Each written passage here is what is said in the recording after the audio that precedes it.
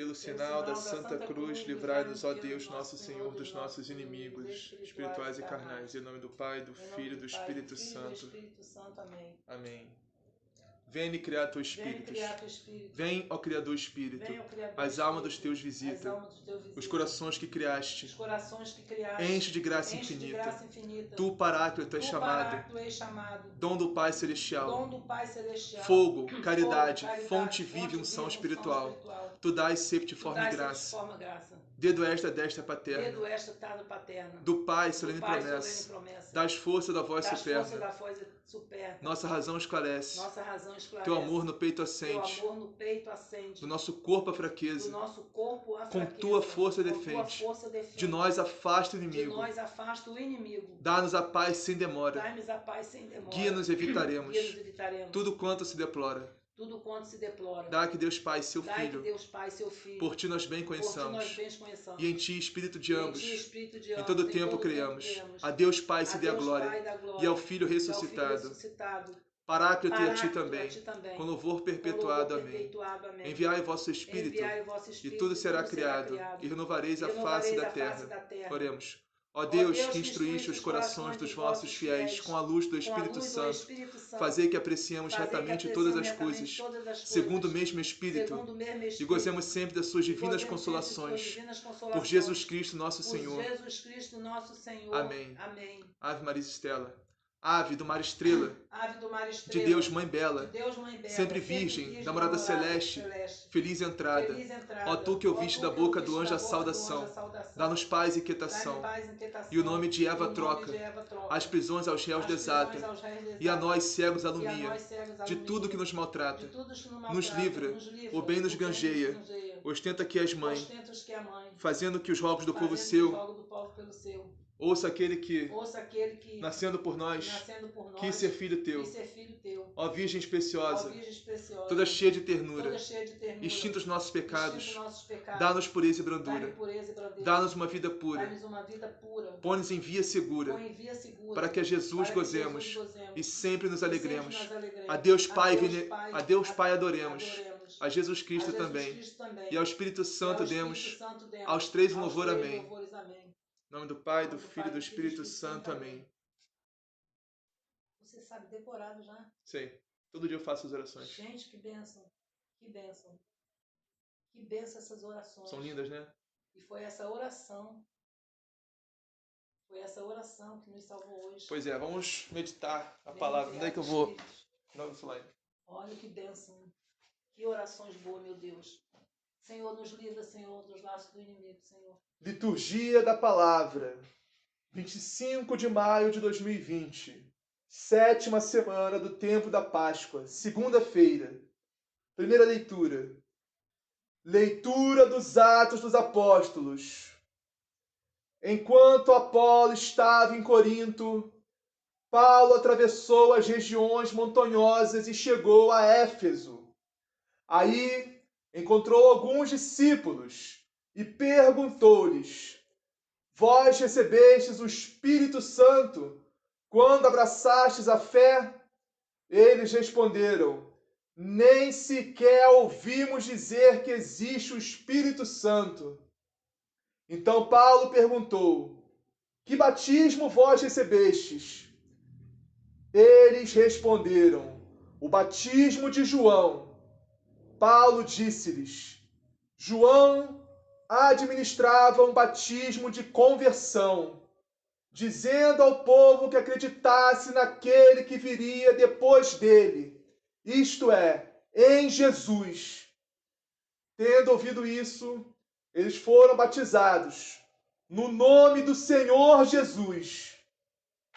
Paulo impôs-lhes as mãos e sobre eles desceu o Espírito Santo. Começaram então a falar em línguas e a profetizar.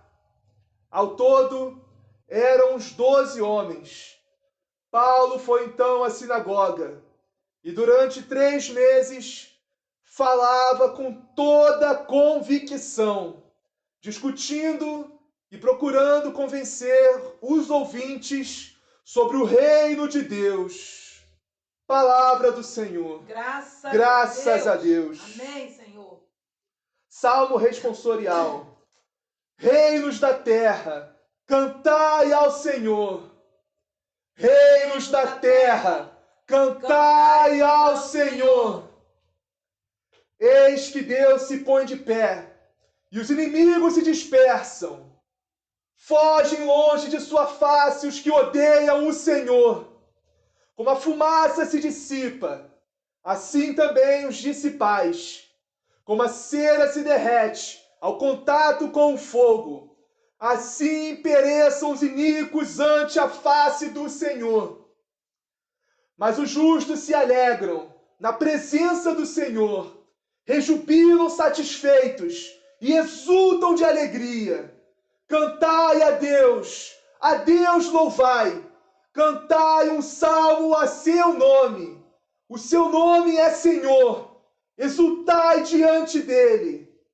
Dos órfãos ele é pai, e das viúvas protetor. É assim o nosso Deus em sua habitação.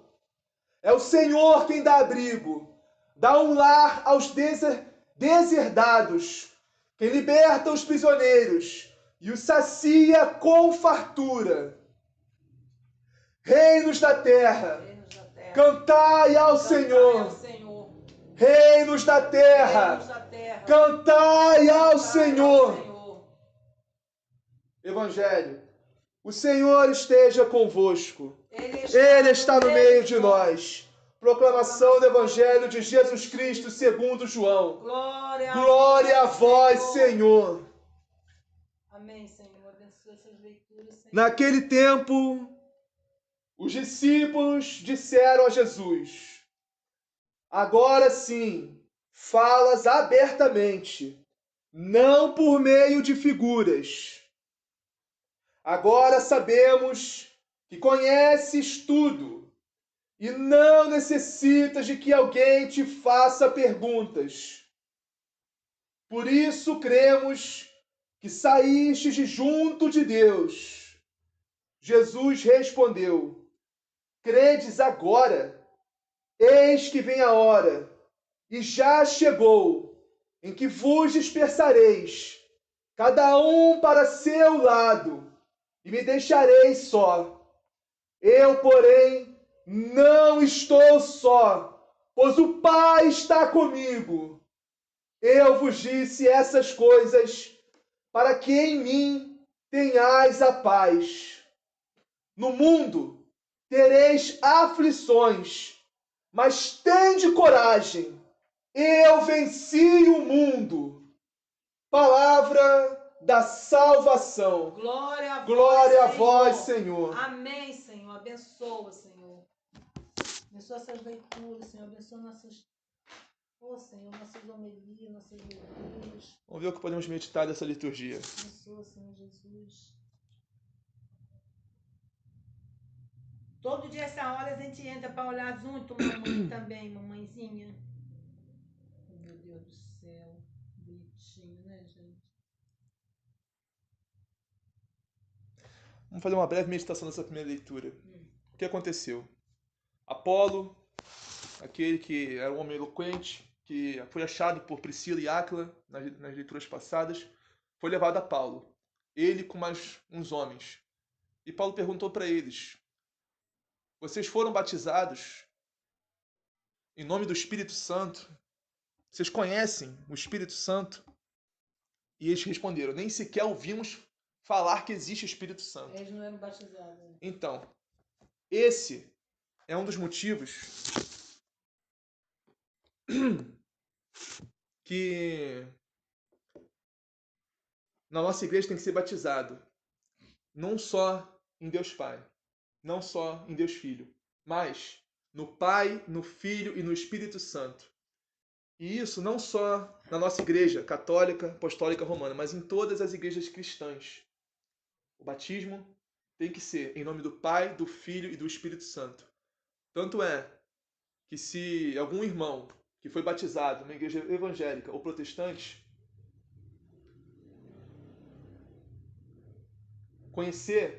a fé católica verdadeira, pode ir para católica. Pode e sem precisar de novo batismo, porque não existe dois batismos, não existe. Conhecer toda a verdade Não existe. que está na Igreja Católica Apostólica Romana. Entendeu? Se converter ao catolicismo, ele não precisa se batizar de novo. Não existe segundo batismo. O batismo é um só e dura para sempre. O batismo... Que desequilíbrio é esse? Sei lá, foi o banho. O batismo é uma marca que nós chamamos de indelével. O que significa isso? Uma marca indelével. É uma marca na nossa alma que não pode ser tirada, arrancada por nada nesse mundo. Indelével? Nada. Indelével quer dizer que não pode ser extinto, não pode ser apagado, não pode... É uma marca que já está dentro da nossa alma, que não pode, ninguém pode tirar o batismo de nós. E é para sempre, dura para sempre. Então, é uma coisa para toda a vida. Exatamente. E o batismo tem que ser o nome do Pai, do Filho e do Espírito Santo. Porque aí a pessoa recebe os dons do Espírito Santo, recebe a salvação em nome de Jesus. Entendi. Você já tinha me explicado isso. Ao perdão dos pecados, a remissão. Então, é muito importante ser batizado em nome do Pai, do Filho e do Espírito Santo.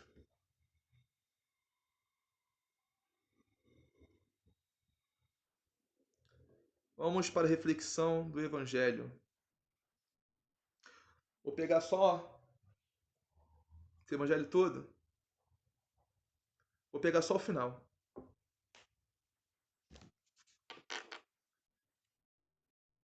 No mundo tereis tribulações, mas tende coragem, eu venci o mundo. Vou marcar logo aqui. Aquele padre hoje, o Jonas Abib, hoje estava pregando uma pregação que ele fez em 2002. Exatamente o versículo de hoje. É? Exatamente. Sobre as tribulações que nós íamos ter daqui a uns tempos. Não demorou muito não, 18 anos só que demorou. Uhum. Exatamente. O senhor Jonas Abib é um profeta do Senhor. Você não viu não, Vitor? A pregação dele hoje, não dá te falei aí? Eu vejo muitas pregações. Eu te falei que a gente está passando. Depois puxa só de 2018. 24 de agosto de 2002. Ó, Jesus nos disse no versículo 33, no final do Evangelho: eu vos disse essas coisas para que em mim tenhais a paz. Ou seja, o que é ter a paz em Jesus? Nós já vemos meditando, mastigando isso no decorrer desses evangelhos anteriores. A paz de Cristo, exatamente. Vamos ver se você sabe falar. Vai, fala aí. Já a gente já falou bastante sobre isso. Você está, entendeu, na caminhada com Jesus, você comungar todo domingo, não faltar nenhuma missa, entendeu? Está lá todo domingo comungando, fazendo caridade, prestando bem, entendeu? Eu acho que é isso. Estar na paz com Deus, acho que é isso. Com Jesus, acho que é isso. Não Sim, pecar, a comunhão. Né? A comunhão é muito importante. Não pecar. Não pecar é impossível. Nós pecamos todo dia. Pecado mortal, entendi. Pecado mortal. Entendeu? Não ficar pecando pecado Somos todos mortal, miseráveis pecadores. Entendeu? E ser mais humilde. Sim, humildade é muito importante. É isso aí. Caridade e humildade é a base da nossa fé. Caridade e humildade andam junto. A pessoa tem que ser humilde e caridosa. Entendeu? É isso aí. Pensar no seu próximo. O que é humildade, você sabe? O que é caridade? Humildade? Como podemos colocar isso em ações? Humildade? Como é que eu vou te falar o que é humildade? Humildade anda junto com simplicidade. Sim. A pessoa simples, ela é humilde. Mas é mais do que isso. Eu sei, você não vai ver uma pessoa arrogante, humilde e coisa. Você nunca vai ver. Entendeu? Arrogância é o contrário. Da humildade. Da humildade. Então a pessoa humilde... Arrogância é orgulho, o contrário. A pessoa humilde, deixa eu te explicar exatamente a palavra. A gente está fugindo aqui, mas vamos fazer uma breve, rapidamente, sobre o que é humildade e o que é caridade. Humildade é você entender que você é um miserável pecador. Um miserável pecador. Mas não só repetir isso em palavras, você entender isso de coração.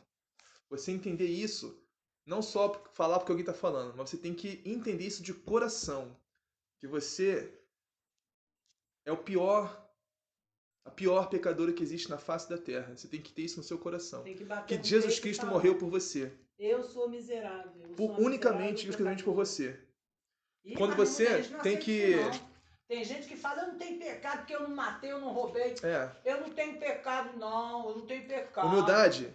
E acho que mais tem. É você entender... Você entender que aqueles pregos que estão na mão de Jesus, nos pés, na mão, aquele lado aberto, foi por sua causa, pelos seus pecados. Única, da mesma forma que Jesus morreu, única e exclusivamente por você, as chagas dele, cada uma delas é por nossos pecados. E também você entender de coração, não só falando, que você tem que ser sempre o menor. Caridosa. Quer ser o primeiro, você tem que ser o último. Quer ser o mais importante, você tem que ser o servo. Os últimos serão sempre os primeiros. Você entender que todo mundo, todos os nossos irmãos são mais importantes do que nós. Nós somos os menos importantes de tudo. Por exemplo, tem um serviço em algum lugar que ninguém quer fazer, porque é um serviço muito ruim. Você, como cristão, você tem que ir fazer esse serviço. Porque você é o menos importante. Tem que fazer isso, se sacrificar pelo próximo. Verdade. Isso é caridade mais humildade. Caridade. Mas caridade também é você entender que você tem que ter paciência, tem que ter mansidão com o seu próximo. Porque muitas vezes o seu próximo não está na caminhada. Muitas vezes o seu próximo não está tão em Deus. Muitas vezes o seu próximo ainda tem um longo... Todos nós temos, né? Mas mais ainda. Então, até ter um encontro pessoal com Cristo e mudar completamente de vida. Então, e a pessoa caridosa para você? Eu acabei de falar para você. É isso aí, a pessoa, mas a pessoa caridosa também ela tem que dividir.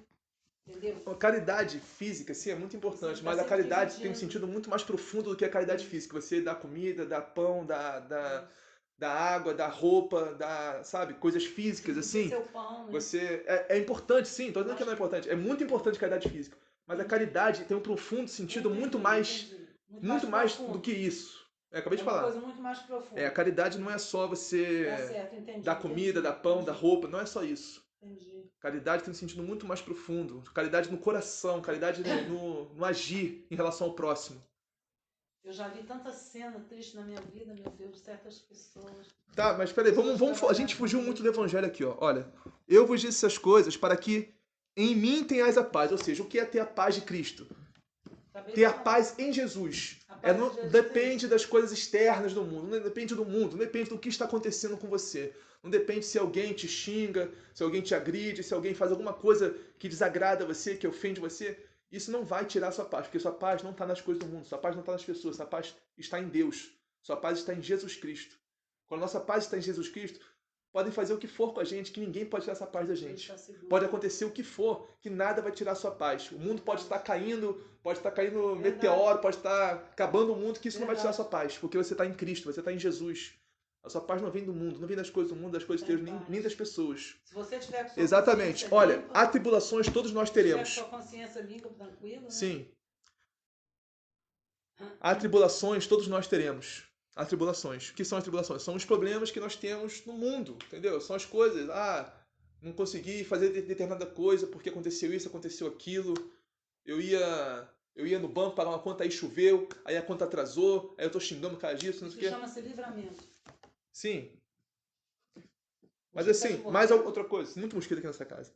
Outra coisa. Tem remédio mosquito lá. Vou passar depois. Outra coisa. Atribulações. Não depende só de você, depende das pessoas, essas atribulações. Porque muitas vezes... Ele tá sonhando. Muitas vezes, as pessoas são difíceis. O ser humano é muito difícil. Entendeu? E você lidar com o ser humano é muito difícil. Você tem que ter muita caridade. Entendeu? Aí que entra a caridade. Aí que entra a caridade, entendeu? Dá vontade até de vomitar. Aí que entra a caridade. Você tem que suportar tudo. Suportar tudo pelo seu irmão. Mas principalmente por Deus. Por Deus no seu irmão. Verdade. Entendeu? Suportar tudo que tiver que suportar. Deixa eu beber. Essa água que eu trouxe está gelada.